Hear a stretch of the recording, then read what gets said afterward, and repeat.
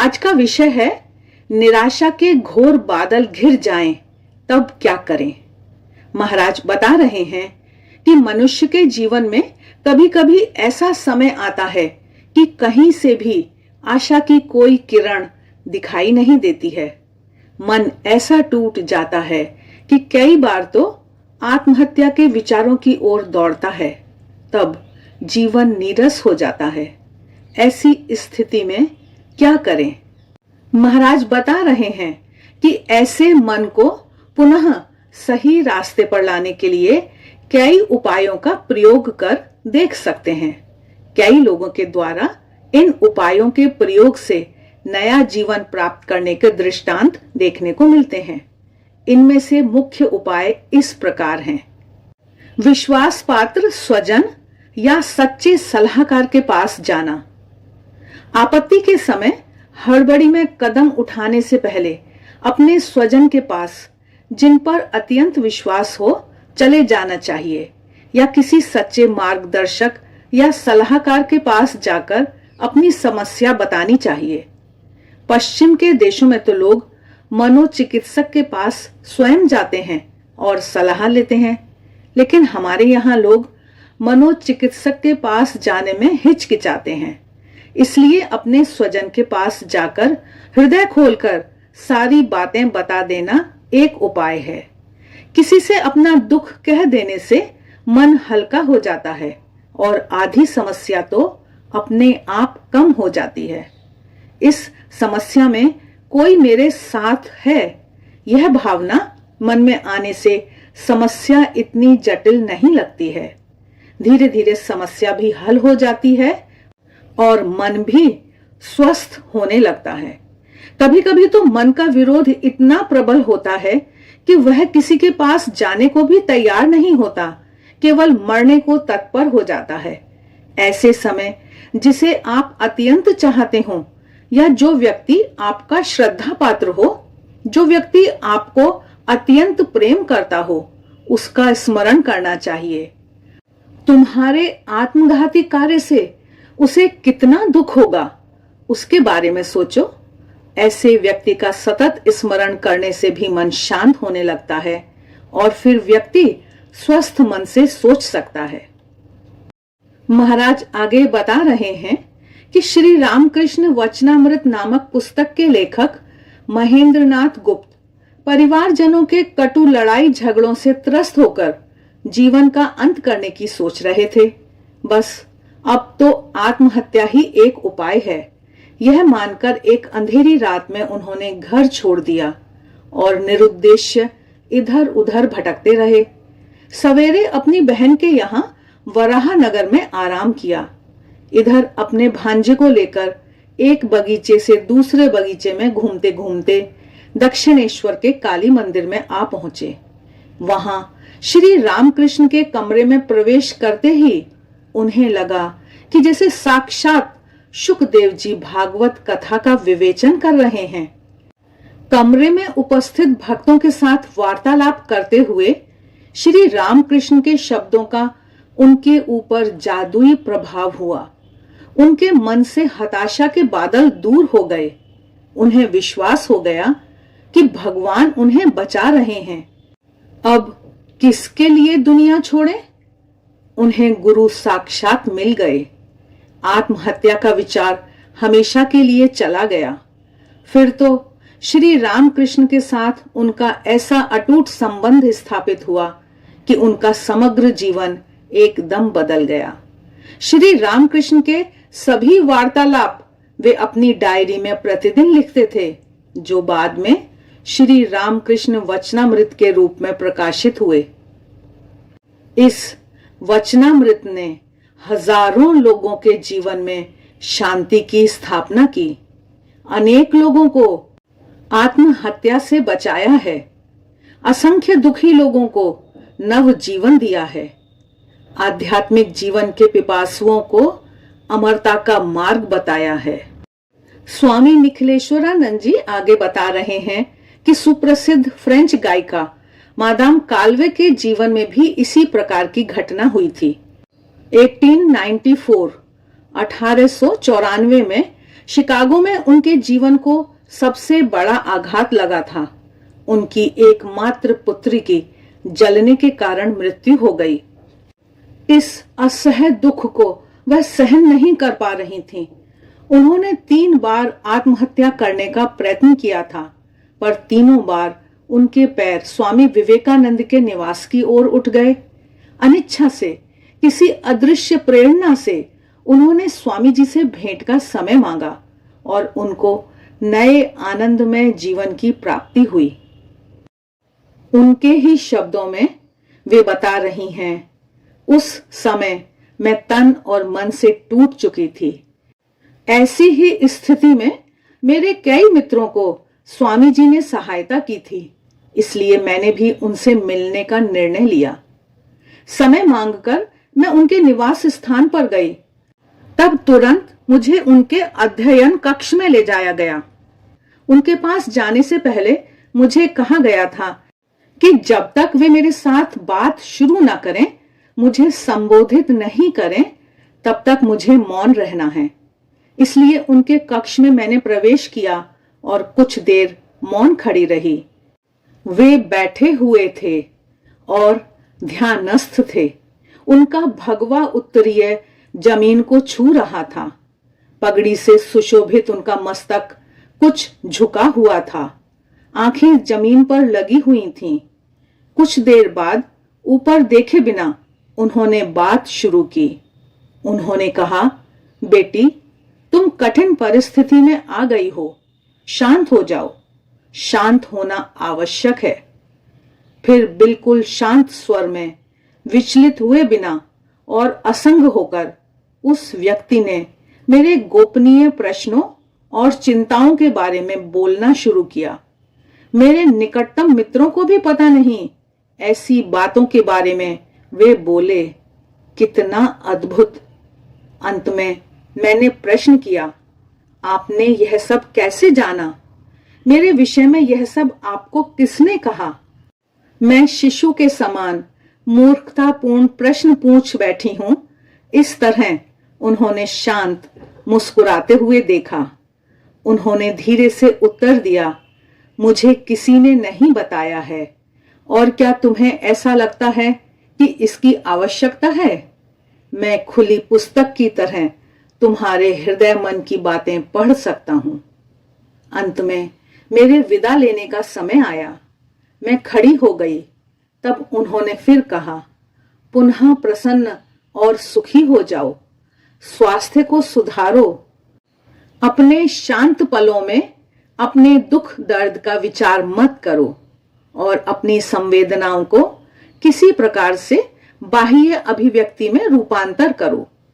तुम्हारे आध्यात्मिक स्वास्थ्य के लिए उसकी आवश्यकता है। तुम्हारी कला के लिए उसकी आवश्यकता है। मैंने विदा ली। मैं उनकी वाणी और व्यक्तित्व से अत्यंत प्रभावित हुई। उन्होंने मेरे जैसे मन की उलझन को दूर कर दिया था। उसके स्थान पर स्पष्ट और शांतिदायक विचार भर दिए थे। मैं फिर आनंदित और प्रफुल्लित हो गई। आगे महाराज बता रहे हैं कि संत महात्मा या सिद्ध पुरुष के आश्रय में जाने से मन में चल रहे तूफान को वे शांत करके विचारों को योग्य दिशा की ओर ऐसे मोड़ देते हैं कि नीचे की ओर बहता प्रवाह ऊर्ध्वगामी ऊपर की तरफ हो जाता है। आज भी जीवन की विपत्तियों से निकालने के लिए, सच्चा मार्ग बताने के लिए साधु संत विद्यमान हैं। बड़े शहरों में तो कई सेवाभावी संस्थाएं निःशुल्क मार्गदर्शन देने का कार्य कर रही हैं। कई स्थान पर तो आत्महत्या करने से पहले तत्काल फोन करें, ऐसी तत्काल सेवा भी उपलब्ध होती है। इसलिए विपत्तियां जीवन को समाप्त कर दें, उससे पहले विपत्तियों से बाहर निकलने के लिए बाह्य सहायकों का आश्रय लेना अनिवार्य है। आगे महाराज सुझाव देते हुए बता रहे हैं कि उस वातावरण से बाहर निकल जाओ। यदि बिना हवा के चारों ओर से बंद कमरे में किसी को बंद कर दिया जाए तो वह किसी भी प्रकार से बाहर निकलने का प्रयास करेगा। खिड़की दरवाजे तोड़कर भी बाहर खुले में चला जाएगा। इसी प्रकार जब ऐसी बुरी परिस्थिति आ जाए, मनुष्य उसमें घुटन का अनुभव करे, तब खुले में चले जाना चाहिए। जब मन में दुविधा चल रही हो, इस पार या उस पार का निर्णय करने में मन तत्पर ना हो, तो उस स्थान से तत्काल बाहर निकल जाना चाहिए। यदि कुछ दिन बाहर रह सकें तो बहुत उत्तम होगा। तीर्थ यात्रा के लिए चले जाओ अथवा किसी स्नेही स्वजन के यहाँ 2-4 दिन रहो, नहीं तो किसी देव स्थान में नदी किनारे चले जाओ। 2-4 दिन का स्थानांतर भी मन की स्थिति को बदलने के लिए पर्याप्त होता है। यदि बाहर जाने की स्थिति में ना हो तो अपने गांव में ही नदी के किनारे, समुद्र के किनारे या खुले मैदान में कुछ देर शांति से बैठे रहो। मन में कुछ भी विचार मत करो। प्रकृति के सानिध्य में बैठने से प्रकृति में स्थित शांति का अवतरण होता है। किसी वृक्ष के नीचे भी बैठने से शीतलता और ताजगी मिलती है। 2-4 घंटे बाहर निकल जाने से मन पर सवार भूत भाग जाता है और फिर स्वस्थ चित्त से विचार करने से लगता है कि मैंने स्वयं परिस्थिति को जितना विकट मान लिया था, उतनी विकट वह है नहीं। सभी समस्याओं का समाधान हो सकता है, ऐसी हिम्मत आ जाती है। सद ग्रंथों का पठन। महाराज आगे बता रहे हैं कि जीवन में कभी कभी ऐसा होता है कि चारों ओर से मुश्किलों की मार पड़ने लगती है। उस समय तत्काल किसी मार्गदर्शक के पास जाने की स्थिति नहीं होती है, कहीं बाहर जाना भी संभव नहीं होता है। तब क्या करें? ऐसे समय श्रीमद् भगवद गीता, भागवत, बाइबिल, उपनिषद ऐसे सदग्रंथों की शरण में जाओ। ये सदग्रंथ कोई निर्जीव पुस्तकें नहीं हैं, ये महान ज्ञान के वाहक हैं। साथ ही इन सदग्रंथों की रचना जिन्होंने की है, उनकी सुप्त चेतना को भी वे धारण करती हैं। सदग्रंथ का एक पन्ना भी पढ़ने से उसके सर्जक की महान चेतना के सूक्ष्म सानिध्य में हम चले जाते हैं। श्रीमद् भगवद गीता को पढ़ते हुए हम साक्षात भगवान कृष्ण के सम्मुख सूक्ष्म रूप से पहुंच जाते हैं और गीता में से ही परिस्थिति की समस्या का समाधान हमें भगवान श्री कृष्ण देते हैं। गीता का कोई एक श्लोक, श्री रामकृष्ण वचनामृत का कोई एक प्रसंग, बाइबिल का कोई एक वाक्य भी हताशा में से निकालने के लिए पर्याप्त है। सदग्रंथों का पाठ करने से हमें पता भी नहीं चलता है और हमारी मन की स्थिति बदल जाती है। स्वामी विवेकानंद जी के अग्नि मंत्र के समान वाक्यों की एक बहुत छोटी सी पुस्तक है जिसका नाम है शक्तिदायी विचार। इस पुस्तक के वाक्यों में थके हारे, निराश, जीवन जीने की इच्छा खो चुके मनुष्यों में प्रचंड शक्ति जागृत करने की प्रबल शक्ति है। विपत्ति के समय ऐसी पुस्तक के 1-2 वाक्य भी जीवन में शक्ति का संचार कर देते हैं। उदाहरण स्वरूप, यह एक महान सत्य है, बल ही जीवन है, दुर्बलता मृत्यु है। बल आनंद स्वरूप है, शाश्वत और अमर है। दुर्बलता सतत तनाव है, यातना है, मृत्यु है। दुर्बलता का चिंतन करते रहना दुर्बलता को दूर करने का उपाय नहीं है, इसका उपाय है बल का चिंतन करना। मनुष्य के अंदर पहले से ही जो बल है उसके प्रति उसे सचेत बनाओ। लक्ष्य पर पहुंचने का एकमात्र मार्ग यही है कि अपने आप को और सभी को कहो कि हम दिव्य हैं। जैसे जैसे हम इसे याद करते जाएंगे वैसे वैसे बल बढ़ता जाएगा। पहले जो लड़खड़ाता था वह अधिक से अधिक बलवान बनेगा। वाणी की शक्ति बढ़ेगी और अंत में सत्य हमारे हृदय पर अधिकार कर लेगा। हमारी नाड़ियों में सत्य प्रवाहित होने लगेगा। हमारे शरीर में सत्य ओतप्रोत हो जाएगा। जो कुछ भी बल और सहायता तुम्हें चाहिए वह तुम्हारे स्वयं के अंदर है। अतः अपने भविष्य का तुम स्वयं निर्माण करो। बीती बातों को याद करने की आवश्यकता नहीं है। तुम्हारे सामने अनंत भविष्य पड़ा है। हमेशा याद रखो कि जिस प्रत्येक शब्द का तुम उच्चारण करते हो, जो प्रत्येक विचार तुम करते हो और जो प्रत्येक कार्य तुम करते हो, इससे तुम अपने लिए संस्कार की पूंजी एकत्रित कर रहे हो। जैसे बुरे विचार और बुरे कार्य तुम्हारे ऊपर बाघ की तरह हमला करने को तैयार होते हैं, उसी प्रकार दूसरी ओर प्रेरक आशा की किरणें भी हैं। तुम्हारे सुविचार और सत्कर्म तुम्हारा बचाव करने के लिए हजारों देवताओं की शक्ति से सदा तैयार रहते हैं। स्वामी निखिलेश्वरानंद जी बता रहे हैं कि संतों, महात्माओं और महापुरुषों के जीवन के अनुभवों से प्रकट हुई ऐसी ज्ञान धारा मनुष्य के मन पर छाई सभी मलिनता को धो डालती है, मन को स्वच्छ, पवित्र और विशुद्ध बना देती है। ऐसे विशुद्ध मन में व्यक्ति को अपने सच्चे जीवन कार्य का ज्ञान हो जाता है। महाराज आगे एक घटना का विवरण बता रहे हैं कि सेना में काम करने वाला एक युवक मन से बिल्कुल टूट गया था। भारत पाकिस्तान के युद्ध में उसके सभी साथी मारे गए थे। वह स्वयं जो जीप चला रहा था उस पर भी बम गिरा था और वह स्वयं मुश्किल से बचा था, लेकिन उसका मन बहुत उदास हो गया था। अब जीवन से रस चला गया था। एक रात को वह दिल्ली रेलवे स्टेशन पर चलती गाड़ी की पटरी पर कूदकर जीवन समाप्त करने की सोच रहा था, परंतु किसी कारण उस रात अपने निश्चय को पूरा नहीं कर पाया। उसने दूसरे दिन पर छोड़ दिया। दूसरे दिन वह समाचार पत्र लेने स्टेशन की दुकान पर गया। वहां बुक स्टॉल पर उसे स्वामी विवेकानंद की सुंदर फोटो वाली पुस्तक दिखाई दी। उसने वह खरीद ली। उस पुस्तक को पढ़ने के बाद उसका आत्महत्या का विचार चला गया। उसे नया जीवन मिल गया। उसे अपने जीवन का सच्चा अर्थ मिल गया। दूसरों को प्रेम करना, दूसरों की सेवा करना, यह जीवन का प्रयोजन है। उसे समझ में आ गया। उसके बाद उसने सेना से निवृत्ति ले ली और अपने गांव रालेगांव सिद्धि महाराष्ट्र में पहुंचा। अनेक विपरीत परिस्थितियों में भी उसने सेवा कार्य शुरू कर दिया।